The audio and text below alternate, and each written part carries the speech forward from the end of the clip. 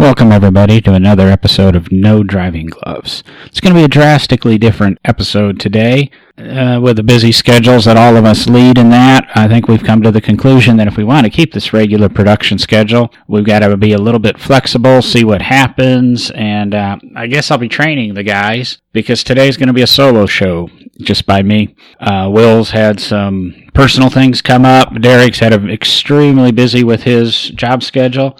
We had started to promise you we need to get regular episodes, get 2018 back on track. We've noticed a lot more uptick in the social media, people watching us on Facebook, commenting, liking, following us. Instagram, I'm still working on getting better, and the website's being reworked right now, so please live with the lousy website, and I don't think but I'm going to be getting on that. Like I said, just everything's falling into place, but also comes tumbling down every now and then. So you're going to have to listen to me bore you about a few little things. I never wanted to do a solo show. I'm not good with a solo show. So I just quickly hopped on Jalopnik over the last couple days and a few other things. For some reason, my MSN.com and Facebook link me a lot to Jalopnik stories.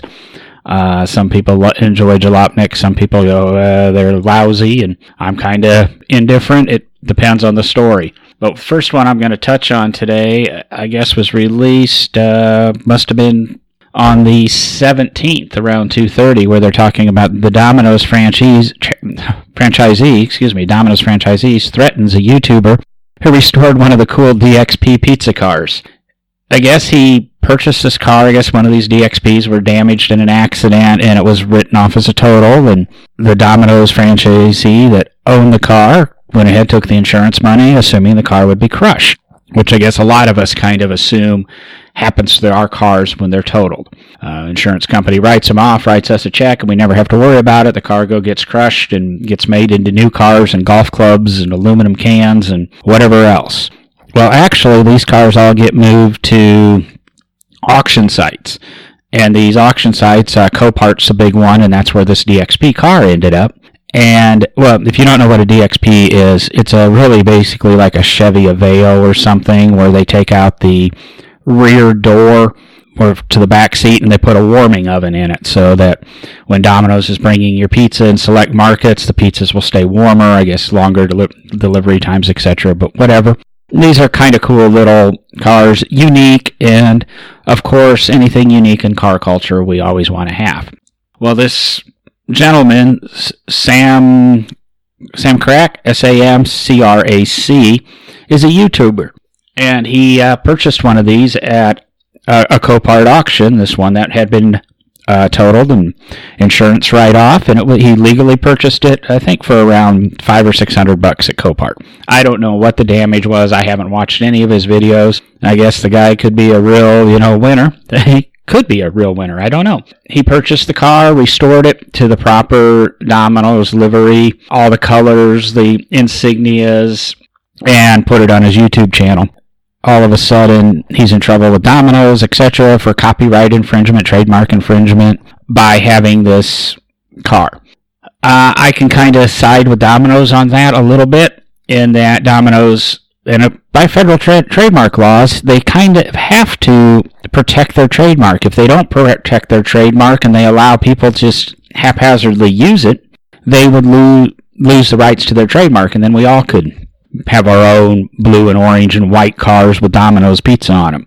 They've approached him and told him he needed to basically dispose of the car, sell the car back. Well, actually, they told him he needed to give the car back. Well, he's legally purchased the car. He owns the car. I don't think they can make him legally give the car back. He admits in the article that I read that Sam, who he won't give his last name, admits he's not very up on legalese and has had to hire an attorney to discuss this and figure out what's at limits and what can be, what can't be done. And why do I bring this up on the show? I mean, it's a Domino's car. He purchased it. Domino's said it should have never been available to the public. I'm thinking Domino's corporate probably feels that the franchisee that had owned the car or operated the car should have turned it back to Domino's rather than the insurance company, etc. Or the Domino's should have bought it from the insurance company. However, they think it should be, because these cars are custom built by Domino's for their franchisees, the way I understand it. However this all shakes out, I do believe Sam's kind of wrong here, because he has a monetized YouTube channel. He has a monetized, or the video where he shows him restoring this car, discussing this car, multiple videos. I believe those are also monetized. YouTube has sent him a trademark infringement warning because Domino's reported him to YouTube as a trademark infringement.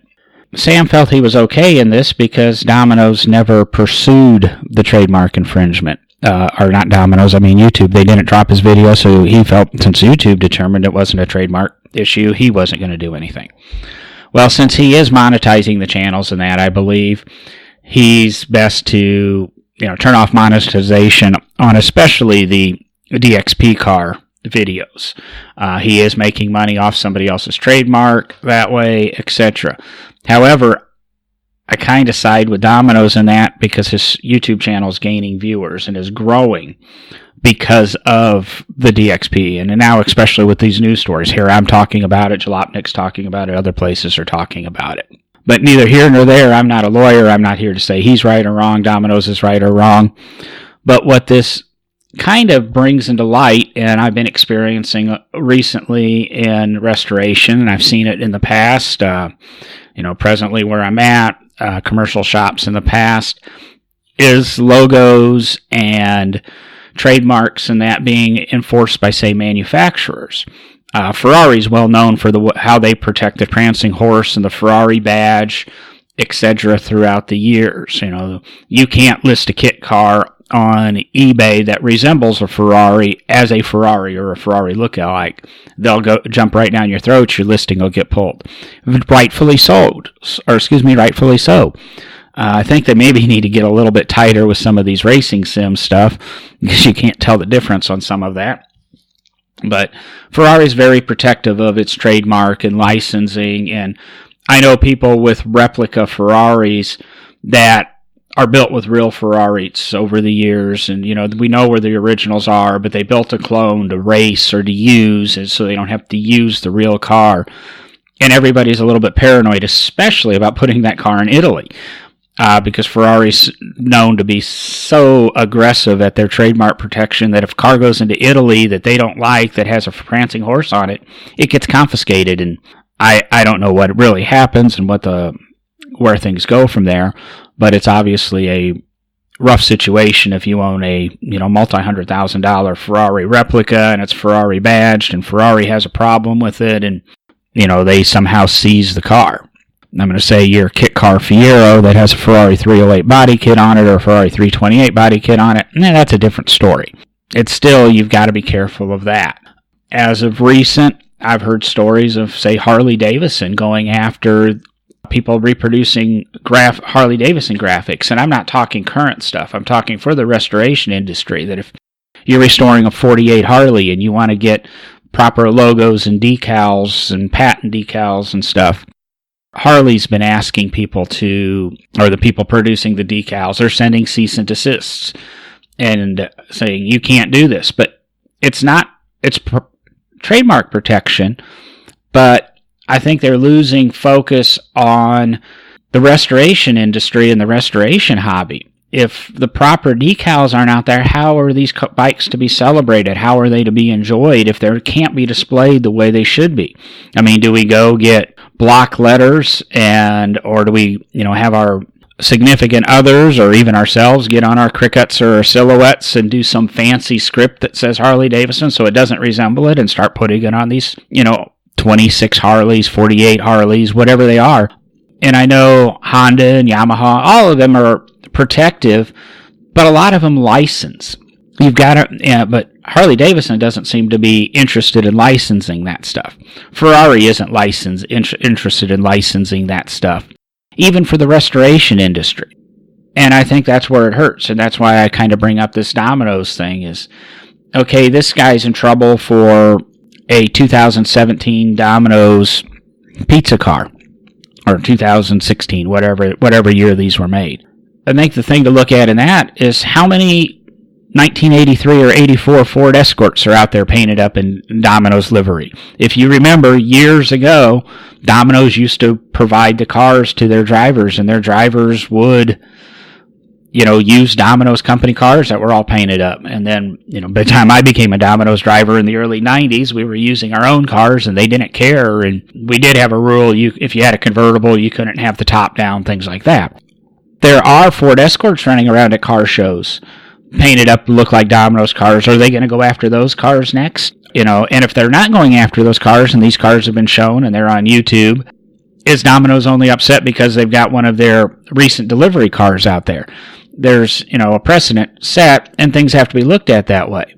And this falls back to, I'm restoring, say, a Lotus race car transporter from 1969, and I want to do it all up in the Lotus livery. Or if you've got Don Perdome's, whatever transporter, and you want to paint it up to look like that with all the sponsor decals and stuff. Or you've got Dale Earnhardt's 1998 Chevrolet Lumina race car. Are you allowed to present it with Goodrich decals and show it that way and market the car that way and potentially get paid for public appearances if it says Goodrich down the side of the car? There's a whole bag of worms, and, that's why this lawsuit, and that's why these little lawsuits, you kind of have to pay attention to and watch and see what's going on. Figure out, do I want to ignore this and just live with it, or should we respond a little bit? I don't think this guy with the Domino's car, like I said, he's monetizing it, and that's probably the gray area. Surprisingly, you know what? He's got 2 of these cars. He bought a second one that was totaled at a Copart auction also. So Domino's is letting these cars get out. Are they just upset because of the trademark? Are they upset that the cars are out? There has to be a happy medium that this guy can work out. He offered to do some charity work. Let's on my YouTube channels, we'll use the car and we'll donate 80 pizzas to some charity and deliver them in the car, or 60 pizzas, because that's the maximum that the car's supposed to be able to hold. And supposedly one of the offers he did receive from the franchisee that wants him to give up the car was, okay, we'll deliver 60 pizzas, we'll put it on your YouTube channel, and then afterwards you turn the car over to us. So, we'll do the charity thing and you get a little publicity, but you've got to give back this car.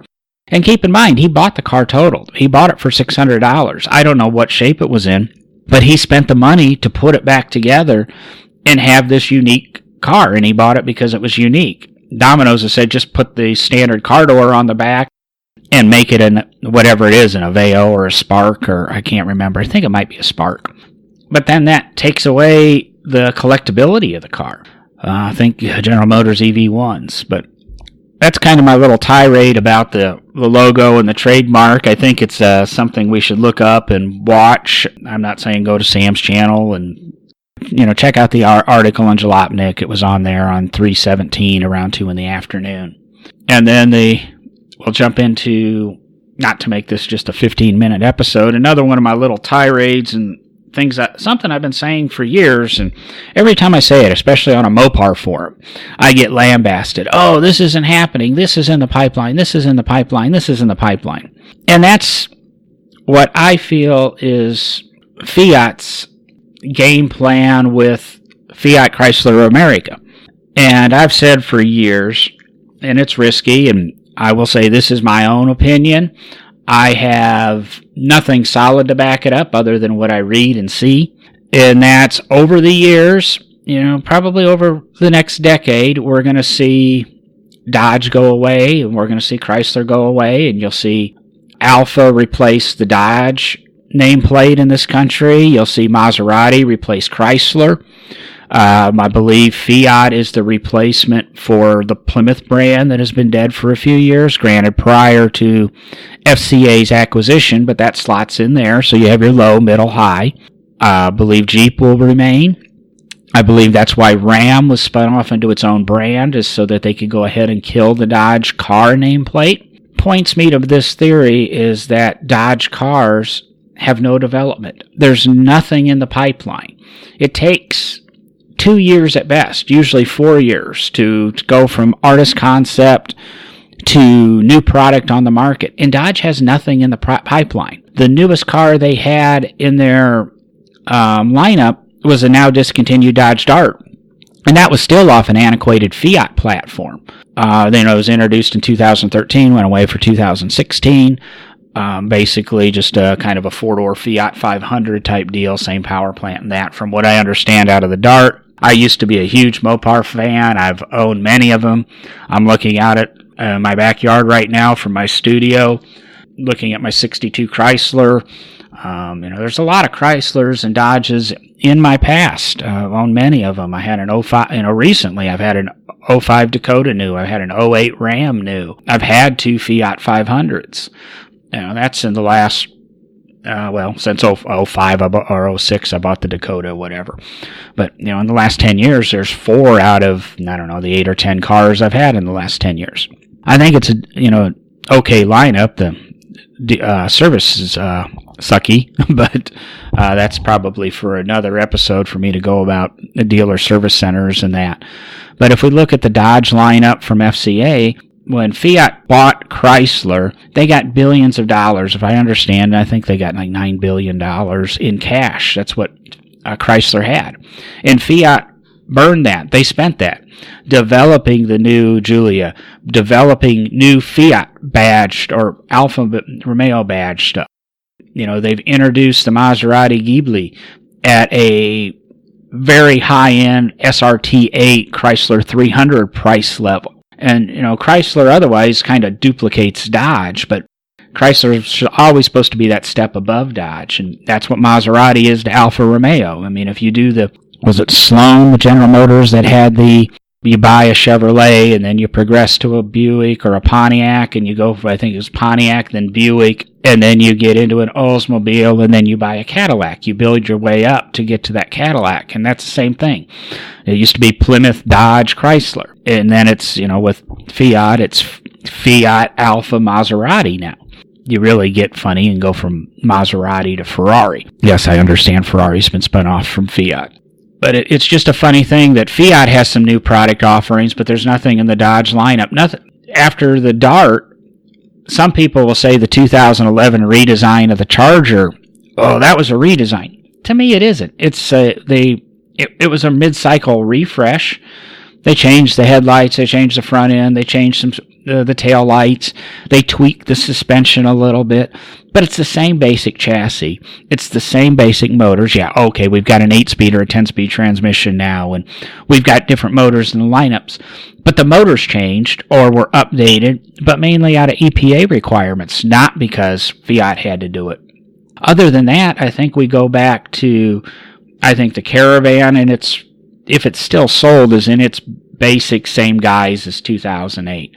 The Challenger was introduced in 2008. The Pacific is new, so I guess we can give them that.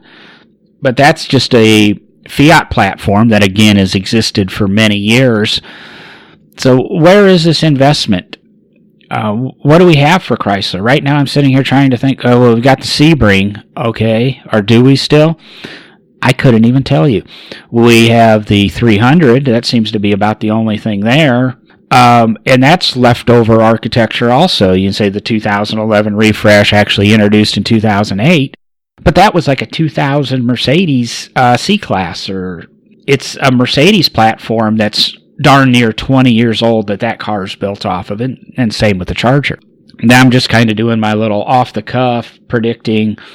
Over the next decade, we'll probably see, unless something happens, Dodge and Chrysler nameplates fade away, be taken over by, again, the Alfa, Fiat, and Maserati. It's kind of upsetting to me. It's kind of odd how it's kind of slipped in that way and just happened. Fiat's tossed around recently. We're gonna merge with Toyota. We're gonna merge with General Motors, and both Toyota and General Motors responds with, "What are you talking about? We're not merging. We're not going to join Fiat." Well, if you look at them, both Toyota and General Motors, they have the largest amounts of cash in the bank. Fiat knows how to blow through cash, and that's what they're doing. They're looking for more cash to go through to develop cars, and develop what cars, I don't know. And of course, if we do merge with General Motors, or Fiat merges with General Motors, or FCA does, Is General Motors really going to want to keep those nameplates? No, they're going to want to keep their nameplates. I'm sorry, but I kind of see the end is near for these unless we see some excitement. But the article that I read, again, it was a Jalopnik article, and somebody kind of outlined all these little numbers and dates that I told you, and that's what I'm going off of on my dates. But my beliefs are the same, and they've held that way for a couple of years now. And it's nice to kind of see a little bit of press that somebody's going, hey, this is happening. And of course he gets the same people lambasting him that, this is what's, if you want the nicest S-Class in the world but brand new, go buy a Chrysler 300C SRT8. Again, that's the nicest old S-Class. So we've got to really look at some things like that. That if you contact Chrysler or you contact Fiat and say, hey, what's in the pipeline? You haven't introduced anything new. They go, oh yes, we've introduced new stuff. The Challenger Demon, the Challenger Hellcat, wide body. Wait, these are just new option packages on old cars. Those aren't new cars. I'm trying to, look at the Mustang's been redone 2 or 3 times. Well, 07 refresh, the 12 refresh, and now the current car. So in the 10 years the Mustang's been around, or in the last 10 years, I guess I'm saying, it's had a new introduction, a refresh, and then a new car. The Camaro came out in, 09, 08, somewhere around there? 10, I can't remember. I'm not a huge Camaro guy. And we're already on a complete redesign of it. But the Challenger just keeps plugging along and plugging along. You can make the statement like they did. It was, I think, a commenter to this, that the Dodge cars are designed for the older demographic. Well, that's probably an accurate statement, but that older demographic, unfortunately, especially if you're one of our older listeners, you're going to die, and it's going to die off. If you don't have a younger demographic that's excited about the brand, it's going to die. It's going to die off. And isn't that what I just said 5 minutes ago in this? That they're trying to kill off the brand. That's just, kind of amazing to me. Again, it's kind of like what I just talked about in the first half. We've got to be proactive. Maybe the media needs to start saying, hey, where's the new Dodges? Where's the new Dodges? You've introduced the 500C. You've partnered with Mazda and introduced a 2-seat Roadster, with the reintroduction of the 124. Here's the 500C SUV. Here's the new Ghibli. Here's the redesigned Quattroporte. Here's the new Julietta. Where's all the, and all this is since Fiat's re-entered the market in 2012. Now, granted, the Fiat 500's a 10-year-old car, even in 2012. Since 2012, look at all these new things that have, in 6 years, you have a revamped Maserati, you have a revamped Alfa, you have a revamped Fiat, all introduced to the country in a rapid fashion, updated models. And we get nothing with our American nameplates built in Mexico and Canada also. I guess I'm saying, listeners, especially if you're a Mopar fan, get on your dealers, start writing the company, start pushing the press, start talking to a podcast like us or any media outfit, or if you do a YouTube channel, start talking about it. Let's start questioning, where are the new Dodges? Where are the new Chrysler? Fiat, FCA, let's wake up and give us some cars. Well, that makes for a shortened episode, but it's still 20-some minutes of me talking, 30-some minutes of me talking, which is probably like a normal episode, except you didn't get the nice breaks between Will and Derek. Hopefully all three of us will be able to be back to sit in and join and go through this with you. We'll have another fine, exciting episode of No Driving Gloves in a week. But for now, I'm out of here.